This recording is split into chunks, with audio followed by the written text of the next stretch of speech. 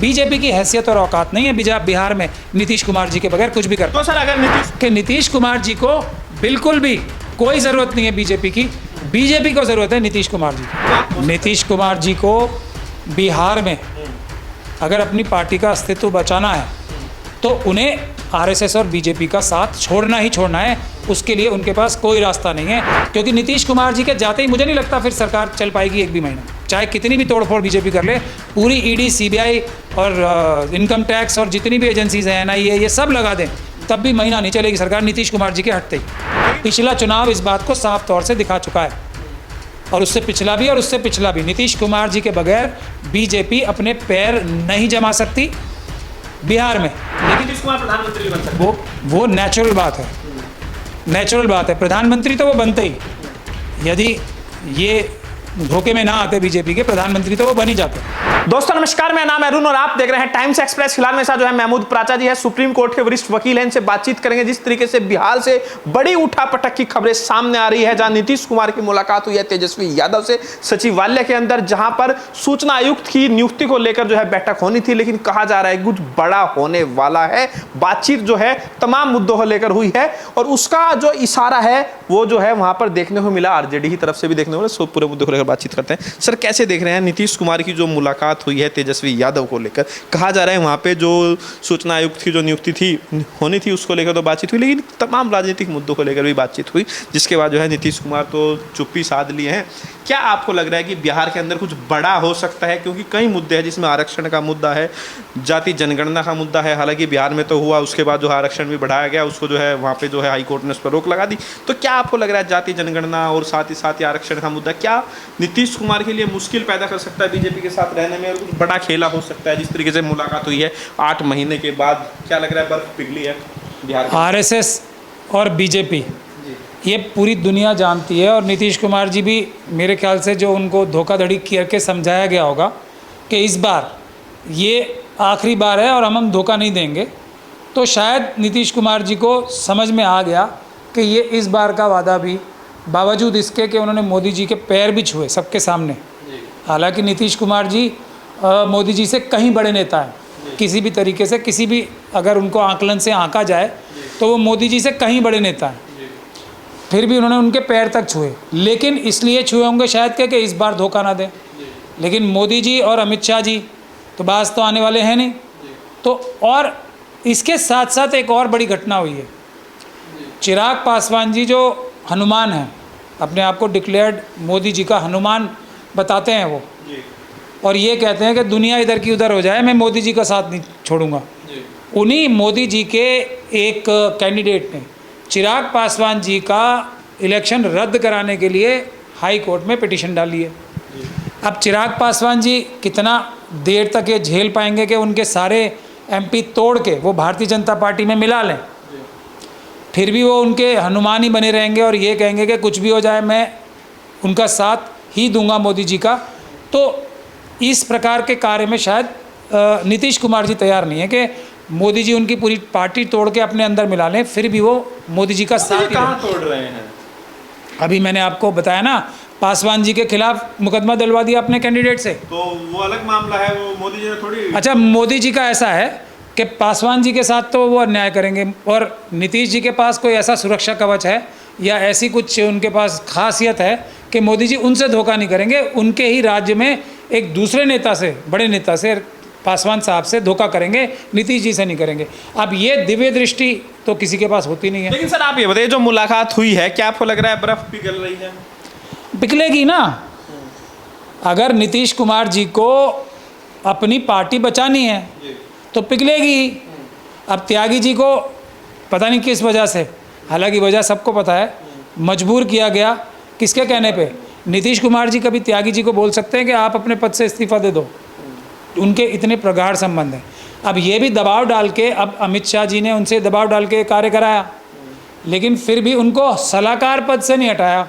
तो ये लड़ाई तो साफ नज़र आ रही है ना।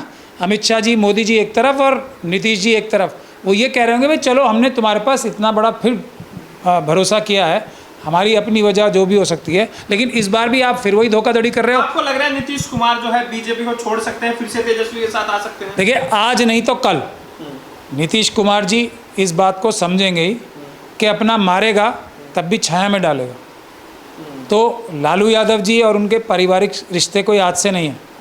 भले ही वो मोदी जी को कुछ भी बोलते रहे, मोदी जी के ऊपर कभी वो भरोसा कर ही नहीं सकते। दिल से करेंगे तो वो किसी ना किसी के बहकाए हुए हमें आप थोड़ी। कह रहे हैं कि नीतीश कुमार के लिए मोदी बीजेपी से ज्यादा तेजस्वी आरजेडी सगे है अपने हैं। हमेशा से, आज से नहीं, ये शुरू से लेके आज तक, इमरजेंसी के टाइम से लेके, ये तो राजनीति दोनों ने साथ साथ शुरू की थी ना। तो ये तो मतलब बचपन के साथी हैं। तो चाहे कितनी भी आपस में मनमुटाव हो जाए, लेकिन दोनों में जो उनका रिश्ता मोदी जी से होगा उससे बेहतर रिश्ता आपस में हमेशा रहे। लेकिन सर जिस तरीके से आरजेडी ने भी अपने विधायकों की मीटिंग बुलाई और सब बातचीत हुई, तो क्या लग रहा है मतलब खिचड़ी पक रही है? नहीं पकेगी ना। मतलब अब नीतीश कुमार जी को अगर धोखा खाने का शौक ही है, अपनी पार्टी का शौक ही है, तभी तो वो बीजेपी के साथ ज़्यादा देर तक रह पाएंगे। अब मैं तो आपको शुरू से बता रहा हूँ, इनका फुल टाइम जॉब एक ही है इस वक्त बीजेपी का, किस प्रकार से टीडीपी के सांसद तोड़ लें, किस प्रकार से पासवान साहब के चिराग पासवान जी के सांसद तोड़ लें, किस तरीके से नीतीश जी के सांसद तोड़ लें, और किस तरीके से राष्ट्रपति शासन लगा के ममता बनर्जी के सांसदों को तोड़। नीतीश कुमार के जाने से तो मोदी जी की सरकार तो तब भी सुरक्षित, अगर नीतीश जी चले भी जाते हैं तो सरकार तो बच जाएगी फिर भी। सुरक्षित तो मैं बता रहा हूँ ना, इसीलिए उनकी लेकिन ज़रूरत तो है ना। लेकिन सरकार जो बनने का लिए जो उनके पास एक धागा है थोड़ा सा मोटा, वो तो पतला हो जाएगा ना। टूटने के लिए धागा पतला सा पतला होता जाएगा। इसीलिए वो धागे को मजबूत करने के लिए जो ये सरकार उनकी एक आर्टिफिशियली अपनी ईवीएम के माध्यम से जो इन्होंने वो बना रखी है, एक जो सीटें ले आए हैं इतनी 240 भी, उसका धागा तो कमज़ोर होता रहेगा ना। अगर नीतीश कुमार जी जाएंगे और टीडीपी भी चली गई तो एकदम धड़ाम से गिरेगी सरकार। तो इसीलिए उस धागे को मजबूत करने के लिए, उस कपड़े पे पैबंद लगाने के लिए ये एमपी तोड़ेंगे ही तोड़ेंगे, ममता बनर्जी जी के भी, सबके। बिहार में विधानसभा चुनाव भी होने वाला है सर अगले साल, तो क्या आपको लग रहा है क्योंकि बिहार में विधानसभा चुनाव होने वाला, उससे पहले नीतीश कुमार कोई रास्ता ढूंढ सकते हैं? क्या आपको लग रहा है नीतीश कुमार को कमजोर करने की साजिश हो सकती है, क्योंकि पहले भी इस तरह की कोशिशें हुई? देखिए, अगर नीतीश कुमार जी को बिहार में अगर अपनी पार्टी का अस्तित्व बचाना है तो उन्हें आरएसएस और बीजेपी का साथ छोड़ना ही छोड़ना है। उसके लिए उनके पास कोई रास्ता नहीं है। पिछला चुनाव इस बात को साफ तौर से दिखा चुका है, और उससे पिछला भी और उससे पिछला भी। नीतीश कुमार जी के बगैर बीजेपी अपने पैर नहीं जमा सकती बिहार में, लेकिन इसका उल्टा सही नहीं है। नीतीश कुमार जी बीजेपी के बगैर भी जीत के अपने पैर जमाए रख सकते हैं। ये समीकरण है जो सबको समझ में आना चाहिए। बीजेपी की हैसियत और औकात नहीं है बिहार में नीतीश कुमार जी के बगैर कुछ भी कर। तो सर अगर नीतीश कुमार बिहार के अंदर तेजस्वी के साथ जाते हैं, बिहार में अगर सत्ता परिवर्तन होता है, तो क्या उसका देश की राजनीति पे भी असर दिखाई देगा? बहुत ज़बरदस्त दिखाई देगा, और सरकार गिरने की तरफ बहुत बड़ा कदम होगा ये। बंगाल एकदम सुरक्षित हो जाएगा, ममता बनर्जी की पार्टी एकदम सुरक्षित हो जाएगी नीतीश कुमार जी के जाते ही। क्योंकि नीतीश कुमार जी के जाते ही मुझे नहीं लगता फिर सरकार चल पाएगी एक भी महीना, चाहे कितनी भी तोड़फोड़ बीजेपी कर ले। पूरी ईडी, सीबीआई और इनकम टैक्स और जितनी भी एजेंसीज हैं, एनआईए, ये सब लगा दें, तब भी महीना नहीं चलेगी सरकार नीतीश कुमार जी के हटते ही।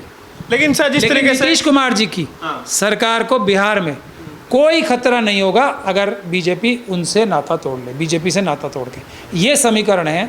तो अब कितनी जल्दी नीतीश कुमार जी इसको रियलाइज़ करते हैं कि वो इस वक्त बहुत ही मजबूत पोजीशन में हैं, तो बीजेपी का साथ छोड़ने में उनका कोई नुकसान होने नहीं जाता। लेकिन सर जिस तरह आम आदमी पार्टी के संजय सिंह ने कहा कि जो हरियाणा के चुनाव है, जम्मू कश्मीर के चुनाव है, महाराष्ट्र के चुनाव है, झारखंड के चुनाव है, अगर यहाँ बीजेपी हार जाती है तो फिर ये सरकार नहीं चलेगी, फिर सरकार गिर जाएगी। मैं तो उससे पहले ही कह रहा हूँ नहीं चलेगी नीतीश कुमार जी अगर हट गए तो।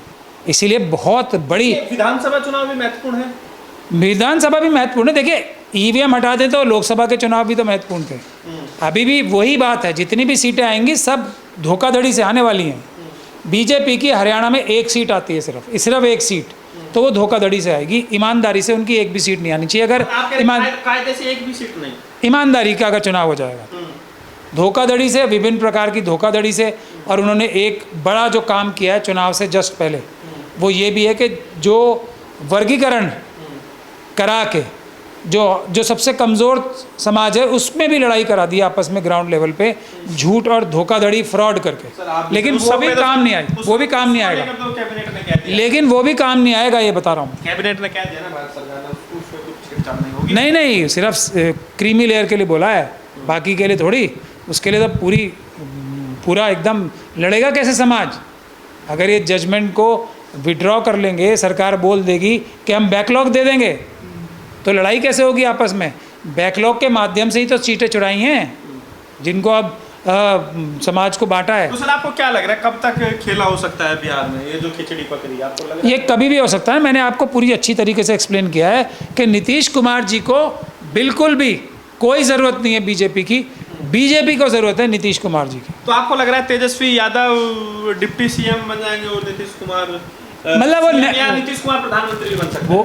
वो नेचुरल बात है, नेचुरल बात है। प्रधानमंत्री तो वो बनते ही, यदि ये धोखे में ना आते बीजेपी के, प्रधानमंत्री तो वो बन ही जाते। कोई रोक थोड़ी रहता, वो तो कन्वेनर ही थे, उन्हीं के सेंटर, वही सेंटर थे ना सारे गठबंधन का, वही तो सेंटर थे। लेकिन अब खैर जो हो चुका वो हो चुका। अभी भी मैं यही कह रहा हूँ कि वो बिहार में और देश की राजनीति में उनका डंका बजने से कोई नहीं रुक सकता, लेकिन वहाँ नहीं जहाँ वो हैं, क्योंकि वहाँ से हमेशा धोखा मिलेगा, वहाँ से हमेशा फ्रॉड मिलेगा, वहाँ से हमेशा पीठ में छुरा मिलेगा। ये है। क्या आपको लग रहा है क्या क्या वजह है नीतीश कुमार आज मोदी के साथ, इसके पीछे क्या वजह है? ED, CBI. लेकिन सर बीजेपी के लोग भी कहते हैं कि भाई नीतीश जी हमारे साथ रहे या विरोध में रहे, उनकी ईमानदारी पे कभी कोई सवाल नहीं उठा सकता। बीजेपी की बात पे जो भरोसा करे, वो उससे बड़ा बेवकूफ़ कोई वो नहीं। लोग खुद कहते हैं जब नीतीश जी सरकार में होते तो हमने कभी भी उन पर आरोप नहीं लगाया। क्या क्या नहीं बोला मोदी जी ने, और क्या क्या नहीं बोला अमित शाह जी ने वो उनके कहते हैं भ्रष्टाचार के मामले में नीतीश जी साफ छवि है। कभी भी ऐसा कोई दिन बिहार के भ्रष्टाचार के बारे में क्या क्या नहीं बोला, सुशील मोदी जी ने क्या नहीं बोला अलग होते ही, इनसे ये जो दूसरे लोग हैं उनसे क्या क्या नहीं बुलवाया, और खुद अमित शाह जी ने और मोदी जी ने क्या क्या नहीं बोला उनके बारे में। ये तो वो बात है ना कि झूठ बोलने के लिए तो कुछ भी बोलते हैं। मतलब आपको लग रहा है कि नीतीश कुमार जो है कभी भी पलटी मार सकते हैं, बिहार में सत्ता परिवर्तन हो सकता है? अगर बिहार में सत्ता परिवर्तन हुआ तो दिल्ली तक जो है उसकी धमक दिखाई जाएगी, दिल्ली की राजनीति प्रभावित हो जाएगी, आप ये कह रहे हैं? 100% हो जाएगी, और पलटी मारने सही जगह पे आ सकते हैं। नीतीश कुमार अभी पलटी तो अभी मारी हुई है, हाँ। वो सही जगह पे आ सकते हैं। बीजेपी में जाते हैं तो पलटी मारते हैं, वो उनका सही स्थान तो इसी तरफ है ना, बीजेपी के खिलाफ। आप चाहते हैं? पूरा देश चाहता है। ये नीतीश जी से जो उम्मीदें हैं देश की, और जो उनके प्रति जो नाराज़गी है, वो इसी बात की तो है। नीतीश कुमार जी की तो सभी इज्जत करते हैं, सभी उनकी तारीफ भी करते हैं। जो नाराज़गी का उनके प्रति जो रीज़न आता है, वो तभी आता है जब वो बीजेपी के तरफ झुकते हैं या वो पलटी मारते हैं। जब वो अपने स्थान पे मजबूती से रहते हैं तो सब लोग उनसे खुश रहते हैं।